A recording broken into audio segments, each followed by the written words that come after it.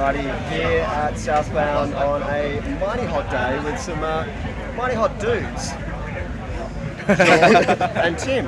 Although if you reverse it, you get Tim and John and Tim. Perhaps. Either way, he's killing us. Who knows? How are you guys? Good, man. Thank you. Yeah. Digging the Southbound experience? Yeah, always. The 50 minutes that we've been here, I'm loving it. Yeah, it's good. Yeah, we haven't been here for the whole 3 days, but it's all, we always know it's going to be good.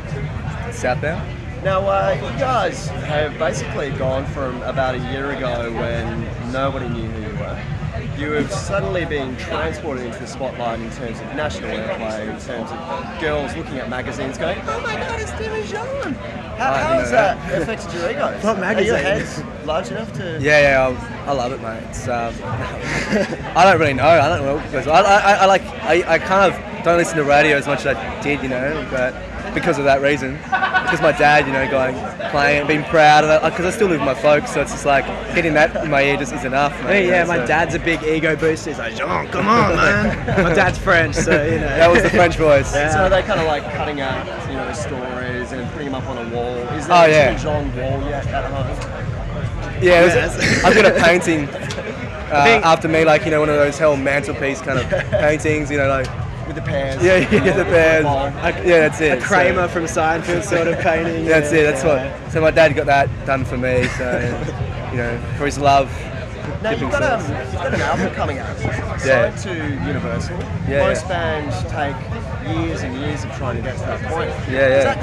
Does that make you feel a bit nervous about, you know, how successful that album's going to be, or does... You know, those guys, you know, they're great dudes at Universal, and we've got a really cool manager.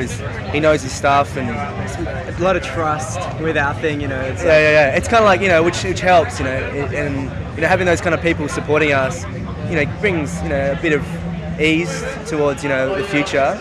But even so, we've got to really work hard and you know, with bringing it out and the next album, having that ready as well. You know, we've got different avenues we want to go with it. And you're already talking about next album. Yeah, that's it. You know, so we've finished this album like, you know, last year. You know, I think we wrote it in October 2009. So it was finished then, and we finished mixing it in like July. So yeah, we went to New York and got it mixed over there. So it was like, you know, it had been done and kind of dusted in a way in our heads, and we'd already started the next kind of process. And so we're already feeling like, oh, we want to get, you know, finish the next album. So once it's out, you know, we're going to be like wanting to release another one. But it's like the time, you know, the labels, they want to do, you know, put it out in certain times. I mean, you basically look around here. We're in the artist area at Southbound, and there's a bunch of you know, dudes that are all sort of like 30 plus, who are, you know, looking for inspiration for the next album that's, you know, going to take them to the next level. Where does your creativity come from to already have so much? Listening to some good music and Pepsi and pizza in the bedroom. Yeah, that's it. Well, I think it becomes, you know, because we work together, you know, so it becomes, you know, us working together and bringing ideas and, you know, making them mold, and you know, I think we just try to have fun with what we do, you know, when we make music. Whether we want to go like different avenues or different directions, you know, we just really want to play the music that we're into sort of at the time. And what we feel like doing. So. And Pete Carroll, your manager, was telling me that when he took you guys to, I think it was New York, to do, it was basically like kind of your first shows. And you're doing them as showcases in front of industry reps. Big wigs and stuff. How did that feel? It was crazy, really. I think we'd played like one small like club show back here, and that was kind of like our second show. Then we went to New York to play these showcases in front of like 3 people sitting in a room, you know, crossed arms, and we were just like, man, what's going on? You know, it was weird. It's like drinking green tea for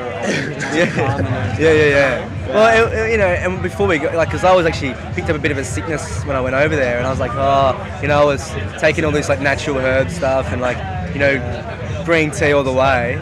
And I was like, I'm going to do so bad. But, you know, it was because, you know, the jet lag was hitting us, you know. We were, like, shaking on stage, going, like, our legs were going to, like, cave in. And it was our first, like, international flight, you know. So it was like, we're straight back out of the airport doing a showcase. I think we were in America for, like, 3 days and played, like, a showcase in New York and one in LA, and then just came home. So it was, like, total jet lag the whole time. We were like... It took us, like, 2 weeks to recover kind of thing. And with no more gigs, Pete. No more gigs. But, you know, we ended up doing more showcases for, like, you know, labels in Australia. And we kind of got used to it. By the end of it, we're just like, yeah, whatever. We love showcases. Yeah, there's like shows now. You actually play in front of an actual crowd. You're like, why is everyone jumping? Yeah, what is this? Yeah. Where's the chairs, mate? I don't even get someone with a 10. You're nothing. You're high. You're signed. Yeah, that's it. Yeah. No, but yeah, definitely a weird experience, but you know, it's good to go through those things, you know. And because we've come out with a record, with a record deal, and a really good record deal, which we feel happy with. It's going to help us, get where we want to go in the next coming albums. So. And I guess the sound that you guys have is one that has sort of, in some say media critics' eyes, has kind of sort of started to fade. Yeah, you guys have created something that's again enhanced people's interest in it, or at least helped in that. But you said that you were talking about a different kind of style. In terms of like this album and trying to keep the interest, because this music was like 2 years ago, like a year ago kind of thing. The fact that we can play music and we can actually play it, is what people want to hear. They want to know that we can actually perform it and we can do it and keep up with the times. But so that's what we're going to keep doing. Just keeping up with what we want to do and keeping up with the times. Good times. Good times. Good times. Hey. Anyway. Thank you very much anyway, guys. No, thank you for having us. And I can't wait to see how you guys progress and take over the world, you talented little bastards. You're shaming pretty much everyone here with the age that you are and what you're doing. Little 12-year-olds, Yeah. Well, hopefully we grow old and people respect us. Hopefully I can grow a beard. I'm still trying. The hair does it for you, man. That's a beard. That's like 3 beards in one. Cheers, man. Cool, guys. Cheers very much.